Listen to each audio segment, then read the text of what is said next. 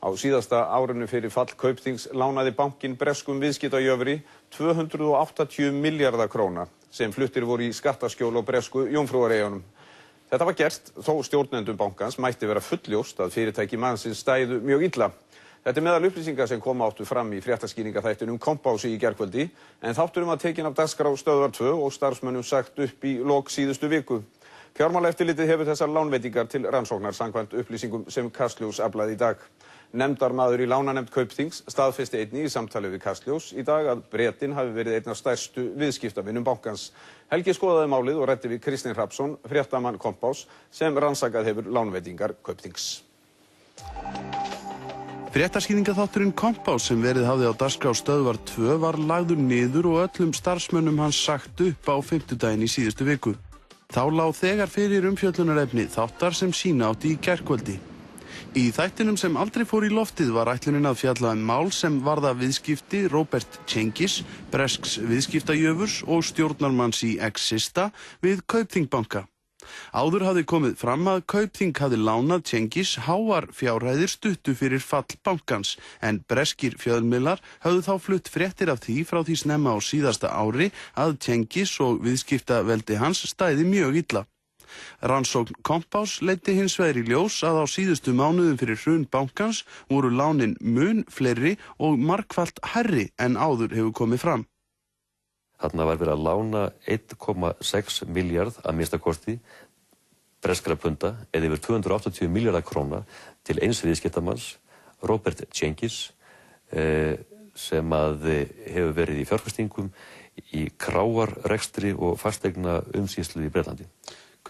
Nákvæmlega hvaða verkefni eru þetta sem þessi Robert Cengiz fekk lán fyrir? Þessar lánveitingar sé upplýsingum púslað saman og breskum fjölmiðlum og okkar heimildum voru til kaupa á kráarkeðjunni aðallega Mitchells og Butlers í Bretlandi sem rekur 2000 öldurhús þar.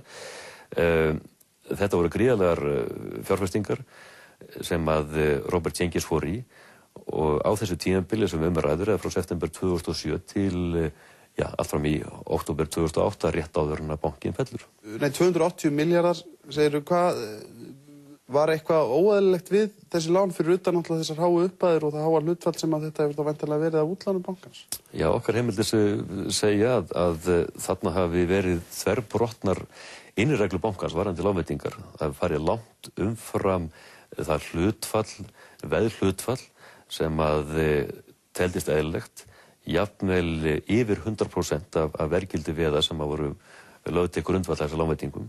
Það vekur einnig athygli í þessu samhengi að þegar verið að lána svona stjarnfræðilega fjárhæðir að þetta verið allt í gegnum fyrirtæki sem að eru í eigu Robert Cengiz í bresku Jómfrúareyjunum.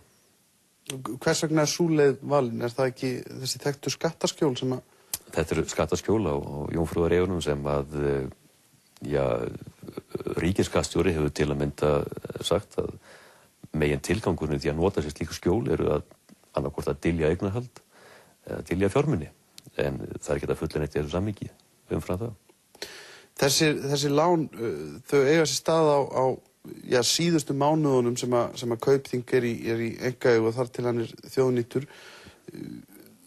Á meðan er gengið þessara fyrirtækja það er hríðfallandi. Já. Sérstaklega gengið í þessari kráakeðju, Mitchells og Butlers, það er á fallandafæti allt þetta tímabil. Þegar þessar lánveitingar hefjast í september 2007 að þá er gengið þessari keðju í 700 pensum. Í maí eru fréttir það að Cengiz eigur hlut sinn upp í 25% í keðjunni. Þá er hluturinn kominn niður í 340 pens eða hefur fallið þarna helming og í október að þá er skráð gengi 170 pens og samkvæmt einhverjum heimildum fréttum í Bretlandi þá var hann neyddur til að selja þetta á 130 pens.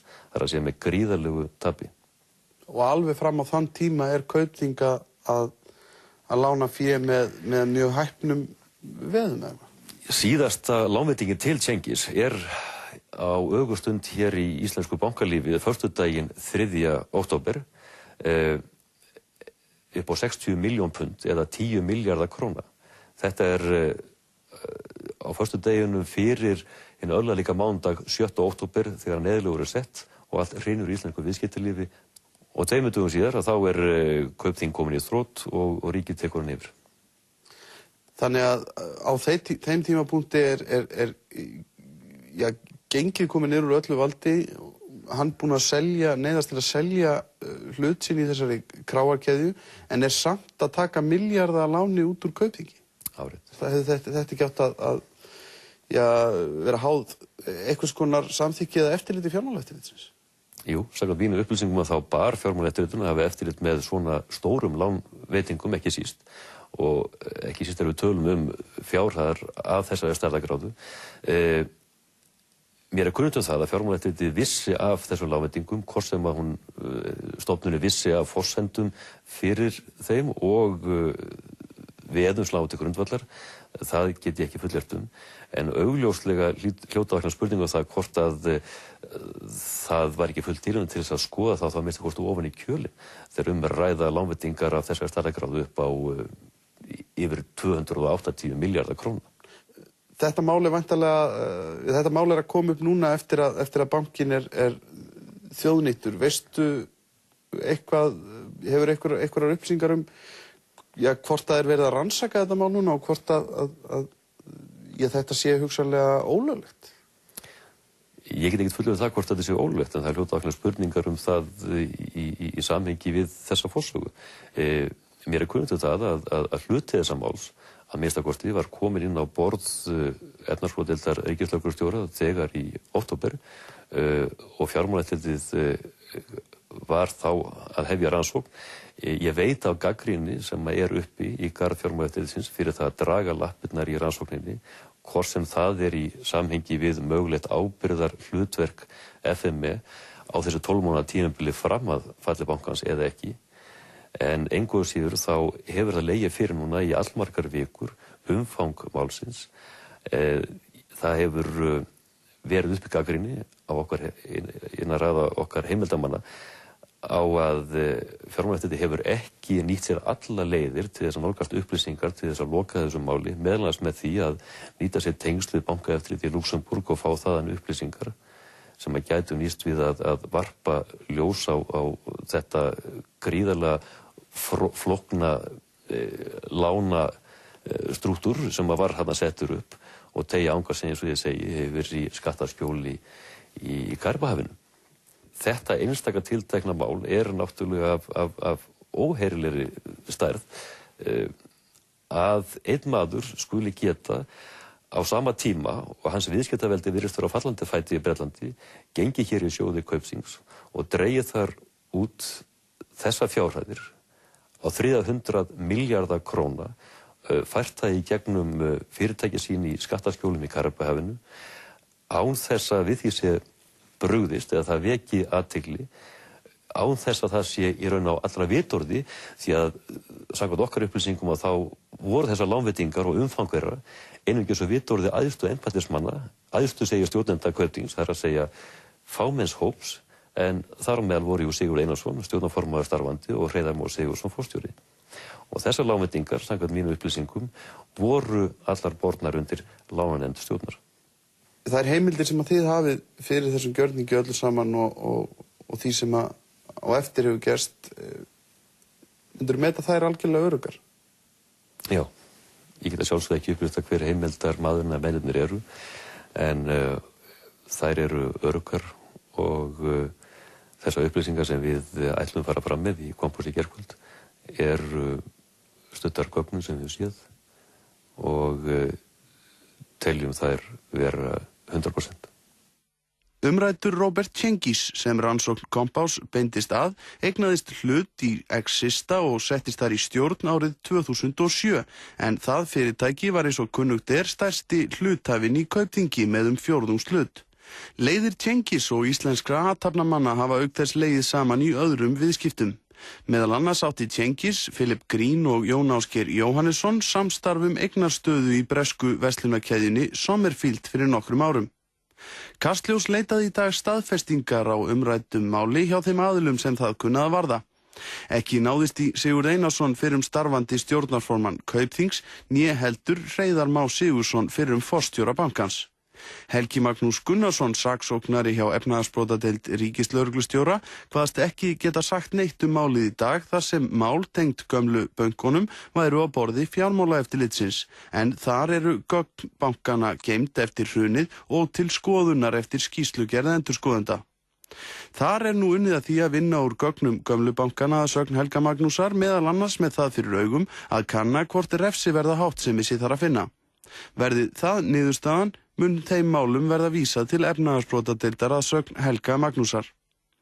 Gunnar Páll Pálsson, formaður VR og fyrrum stjórnarmaður í Kaupþingi, var einn þeirra sem sæti átti í lánanefnd bankans. Kastljós hafði í dag samband við hann og bar undir hann upplýsingar Kompás gríðarlega hálán til hinna ýmsu félaga í eigu Robert Cengiz.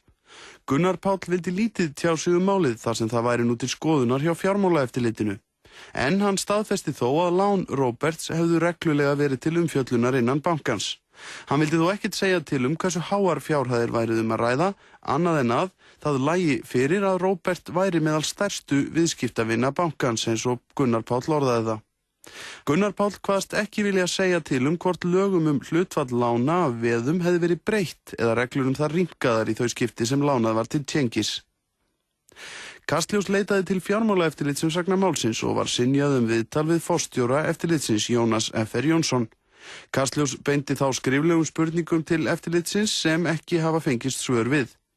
Samkvæmt öruggum heimildum Kastljós málið þó til skoðunar innan fjármálaeftirlitsins en óvíst hvenær niðurstöðu að vænta. Sú staðreynd að fyrirhuguð umfjöllun Kompás fjallaði fyrrum viðskiptafélaga Jóns Ásgeirs Jóhannessonar, eiganda Stöðvar 2, hlýtur að vekja upp spurningar hvort uppsögn starfsmanna þáttarins og sú ákvörðun að leggja hann niður tengist umfjölluninni á einhvern hátt. Ég hef engar vísbendingar í samhengi þarna á milli. Það búið að vinna þessu máli í töluverðan tíma, eins og fjölmörgum öðrum málum sem að snerta bankahrunið. Það lá fyrir á miðvikudagskvöld að þetta var tilbúið til birtingar. Á fimmtudagsmorgni hófað í okkur og ákveðið að slá þáttinn af og segja okkur úr störfum. Ég hef engar sérstakar upplýsingar það að þessi samhengi þarna á milli og raunar efast það vegna þess að við höfum ávallt unnið þannig að við höfum haldið spilunum þétt upp á okkur og það var að fára viðtölu hvað varum vinnað. Þannig að stjórnendur stöðvarna vissi ekki að þið værið að vinna þessu mál? Ég hef engar upplýsingar að þetta hefur borist til stjórnenda stöðvarna. Það einungis á fimmtudagsmorgni sem að fleiri vita þessu heldur en sá þröngi hópur sem vinnur að Kompási. En óneitanlega þá erum við í Kompás undrandi verið þessa ákvörðun að leggja niður þáttinn. Í ljósi þess að það að skila sig út úr okkar vinnu núna stórmál, stórfréttir. Þetta var svo fyrsta sem að tilheyrði bankahruninu og fleiri í farvatninu og maður spyr sig náttúrulega bara ábyrgðarhlut og ábyrgðarsýn eiganda Stöðvar 2 á þjóðfélagslegt hlutverk og stöðu fjölmiðilsins inn í samfélaginu á þessum ögurstundum sem við lifum á. Að draga þarna úr fréttaþjónustu og draga úr getu stöðvarnar til að sinna gagnrýnandi umfjöllun.